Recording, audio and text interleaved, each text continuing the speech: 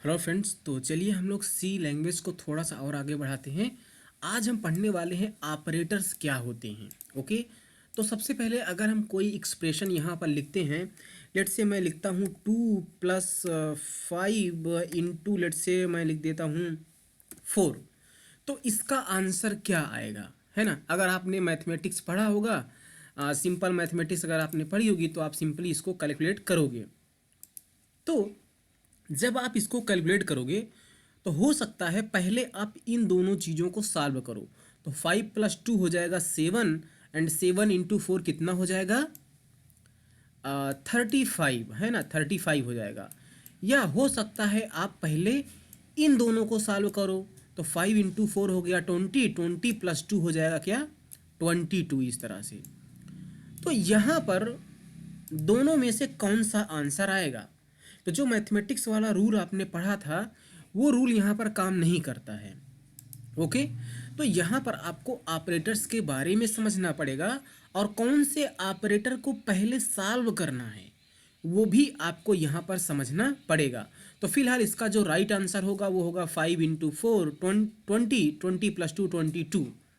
तो इसका आंसर तो 22 होगा, उसमें कोई बात नहीं। चलिए, तो अभी हम बात करते हैं ऑपरेटर्स के बारे में। तो जो यहाँ पर इस एक्सप्रेशन में, इस पूरे एक्सप्रेशन में दो ऑपरेटर्स हैं, एक है प्लस, दूसरा है मल्टीप्लिकेशन। तो यहाँ पर हम लोग मल्टीप्लिकेशन ऑपरेटर को पहले सॉल्व कर रहे हैं। तो यहाँ पर ऑपरेटर्स कितने हैं, दो, प्लस एंड मल्टीप्लिकेशन। और ऑपरेंड क्या है, ऑपरेंड है 2, 5 है ऑपरेंड, है ना। और जो ये 4 है, ये 4 भी ऑपरेंड है। तो ऑपरेटर और ऑपरेंड में आपको अंतर समझ में आना चाहिए।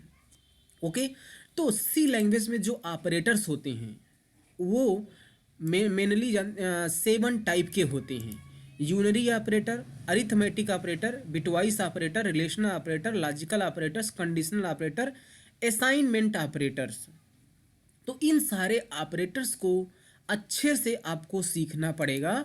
और न केवल इन ऑपरेटर्स को सीखना पड़ेगा बल्कि कौन से वाले ऑपरेटर को पहले सॉल्व किया जाए वो भी आपको सीखना पड़ेगा।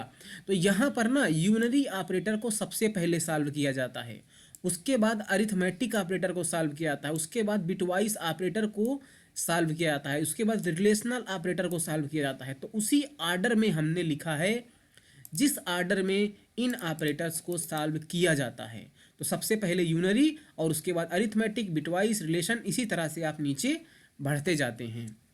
तो चलिए, आपको ये समझ में आया कि ऑपरेटर्स कितने टाइप के होते हैं सी लैंग्वेज में, ऑपरेटर और ऑपरेंड किसे बोला जाता है। तो अब एक एक ऑपरेटर को हम लोग बारी बारी से अच्छे से समझते हैं। तो सबसे पहले हम लोग समझते हैं यूनरी ऑपरेटर को। यूनरी ऑपरेटर मतलब ऐसा ऑपरेटर जिसको अपना काम करने के लिए एक ऑपरेंड की ज़रूरत है। जैसे हम लोग लिखते हैं -3, तो माइनस यहाँ पर ऑपरेटर है और 3 क्या है, ऑपरेंड है। तो माइनस को हम लोग यहाँ पर यूज़ कर रहे हैं एज अ यूनरी ऑपरेटर, है ना। और जब हम लोग लिखते हैं लेट से 4 - 2, तो यहाँ पर माइनस को दो ऑपरेंड की ज़रूरत है। तो यहाँ पर हम लोग माइनस को as a binary operator use करते हैं। एक टर्नरी ऑपरेटर भी होता है जिसको हम देखेंगे।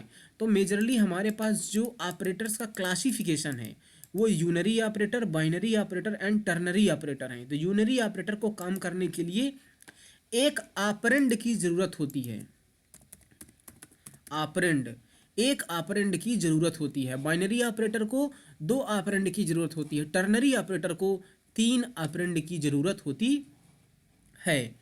तो जो यहाँ पर यूनरी ऑपरेटर है इसको अपना काम करने के लिए एक ऑपरेंड की ज़रूरत होगी, है ना। तो चलिए हम लोग देखते हैं कि यूनरी ऑपरेटर क्या हैं। तो यहाँ पर हमने मेंशन करके रखा है, आप देख सकते हो। यूनरी ऑपरेटर में प्लस आता है। प्लस का मतलब यहाँ पर है स्वयंबल से, जैसे आप लिखिए +2 या +3।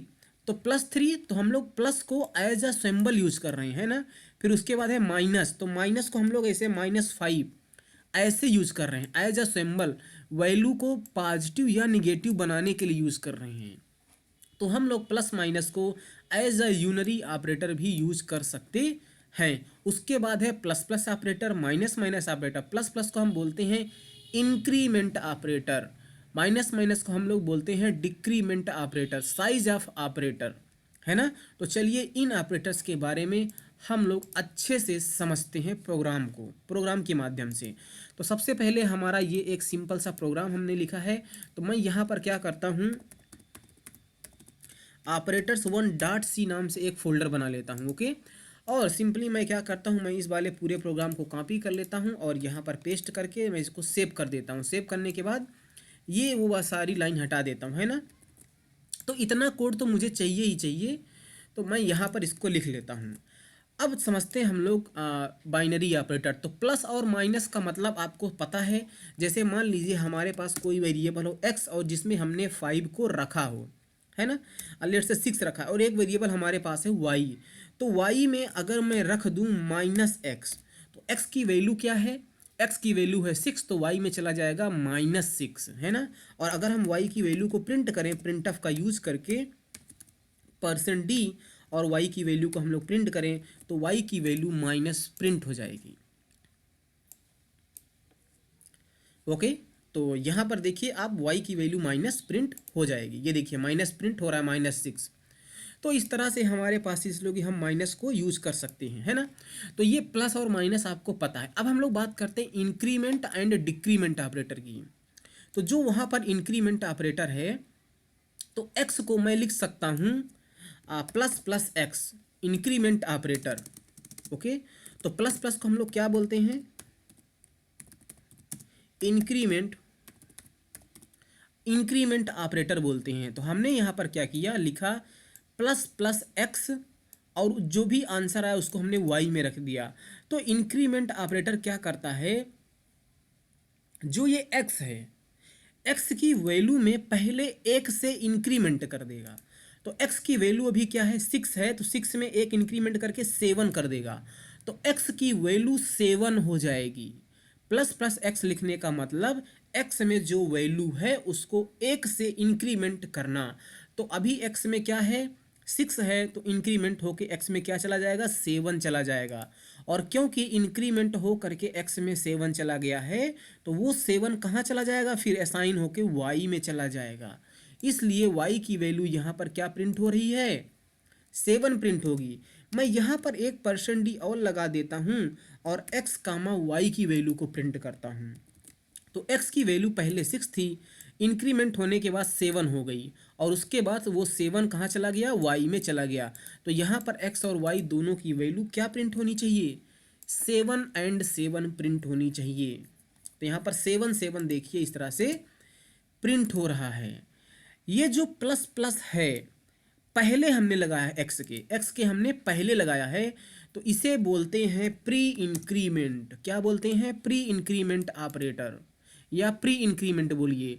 इसका मतलब पहले वो x की वैल्यू को इंक्रीमेंट कर रहा है, और x की वैल्यू में इंक्रीमेंट हो गया तो 7 हो गया, और x की वैल्यू फिर जो 7 है वो y में चली जाएगी।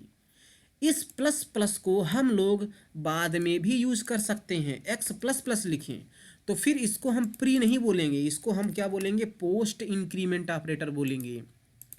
और जो पोस्ट इंक्रीमेंट ऑपरेटर है वो x की वैल्यू को तो इंक्रीमेंट करेगा ही, देखिए चाहे प्री इंक्रीमेंट हो या पोस्ट इंक्रीमेंट हो, x की वैल्यू को तो इंक्रीमेंट करेगा, लेकिन पोस्ट वाला जो होता है उसकी प्रियॉरिटी असाइनमेंट ऑपरेटर से भी कम होती है। हमने आपको बताया था कि अगर हमारे एक्सप्रेशन में, जैसे यहाँ पर अगर एक से ज़्यादा ऑपरेटर्स हैं, जैसे प्लस है और मल्टीप्लिकेशन है, तो कौन से वाले ऑपरेटर को पहले सॉल्व किया जाना चाहिए वो हमें पता होना चाहिए। तो हमने क्या बताया था कि यूनरी ऑपरेटर को सबसे पहले सॉल्व किया जाएगा, और लास्ट में देखिए जो असाइनमेंट ऑपरेटर है, असाइनमेंट ऑपरेटर क्या है, इक्वल, तो उसको सबसे लास्ट में सॉल्व किया जाएगा। लेकिन यहाँ पर उल्टा हो रहा है, यानी कि जो पोस्ट है उसको बाद में सॉल्व किया जाएगा, पहले असाइनमेंट को सॉल्व किया जाएगा। तो जो x की पुरानी वैल्यू है वो y में चली जाएगी। तो x की पुरानी वैल्यू क्या है, 6, तो y में चला जाएगा 6, और x की वैल्यू बाद में इंक्रीमेंट होके 7 हो जाएगी। तो x में तो 7 हो जाएगा लेकिन y में 6 ही जाएगा, है ना। मैं इसको एक बार रन कर देता हूँ, आप देखना 7 6 प्रिंट होना चाहिए। एक्स और वाई की वैल्यू हमने यहाँ पर प्रिंट की है, तो वो 7 और 6 प्रिंट करेगा। ये देखिए 7 और 6 प्रिंट हो रहा है। तो वैसे तो हमने आपको रूल बताया था कि जो यूनरी है, जो यूनरी ऑपरेटर है उसको पहले सॉल्व किया जाएगा और असाइनमेंट को बाद में किया जाएगा। लेकिन यहाँ पर ना एक एक्सेप्शन है, आप इसको समझो, एक एक्सेप्शन है। तो जो पोस्ट वाला होता है उसको उसकी प्रियॉरिटी असाइनमेंट से भी कम होती है। इसलिए इस पूरे एक्सप्रेशन में दो ऑपरेटर हैं, एक है इक्वल ऑपरेटर, एक है इक्वल ना बोलें आप, इसको असाइनमेंट बोलें। एक है असाइनमेंट ऑपरेटर, एक है पोस्ट इंक्रीमेंट। तो सब क्योंकि असाइनमेंट ऑपरेटर की प्रियॉरिटी ज़्यादा होती है पोस्ट इंक्रीमेंट से, इसलिए असाइनमेंट को पहले सॉल्व किया जाएगा। तो ये वाला पार्ट पहले सॉल्व होगा, तो एक्स की वैल्यू जो पुरानी 6 थी वो वाई में चली जाएगी और फिर ये वाला एग्जीक्यूट होगा, तो एक्स की वैल्यू 1 से इंक्रीमेंट होकर 7 हो जाएगी। तो पोस्ट के केस में आपने देखा कि उसकी प्रियॉरिटी असाइनमेंट से भी कम हो जाती है।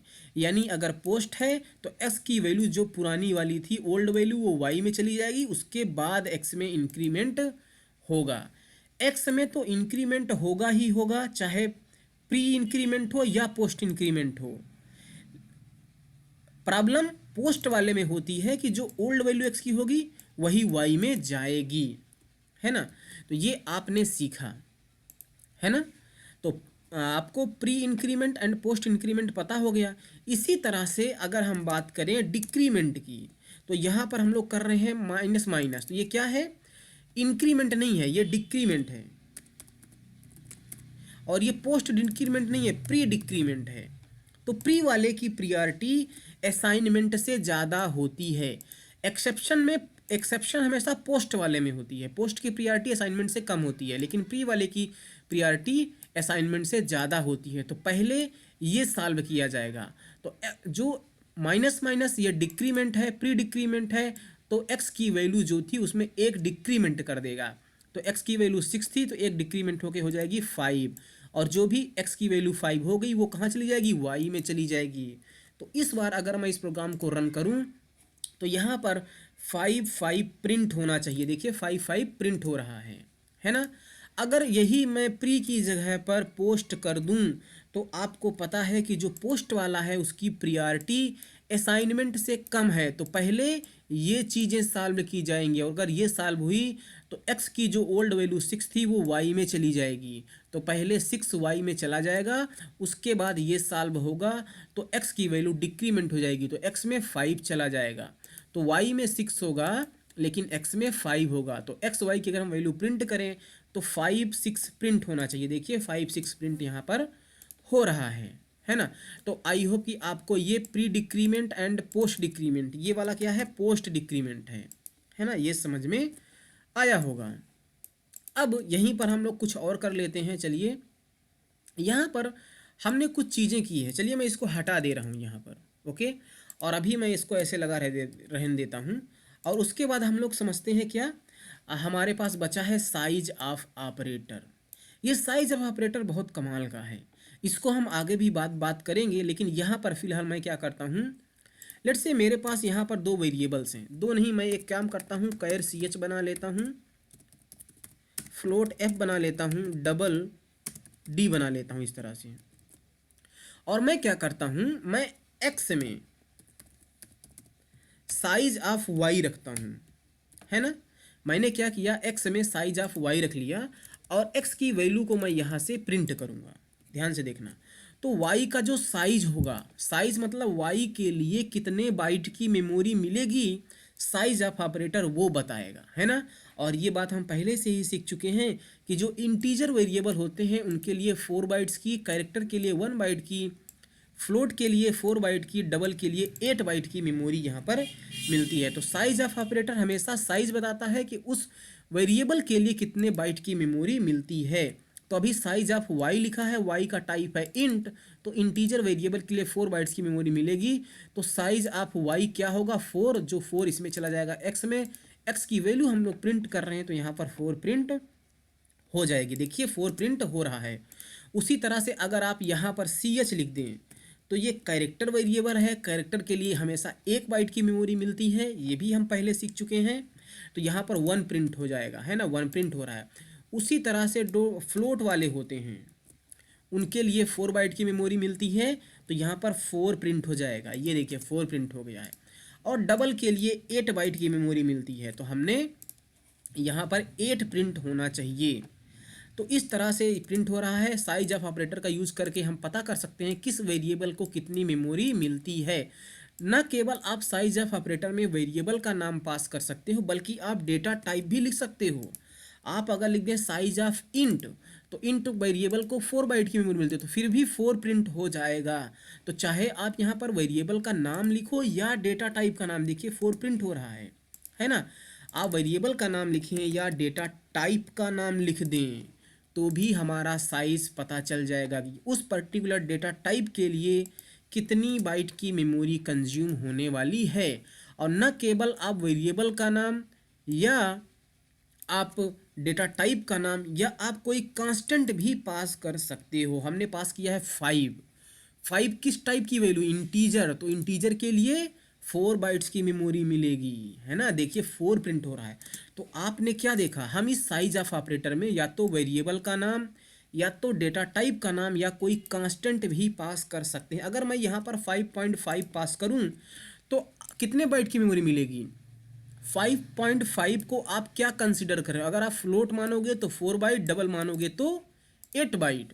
तो बाय डिफ़ॉल्ट यहाँ पर इसको डबल कंसीडर किया जाएगा। तो देखिए 8 हो रहा है ना। बाय डिफ़ॉल्ट यहाँ पर इसको डबल कंसीडर किया जाएगा।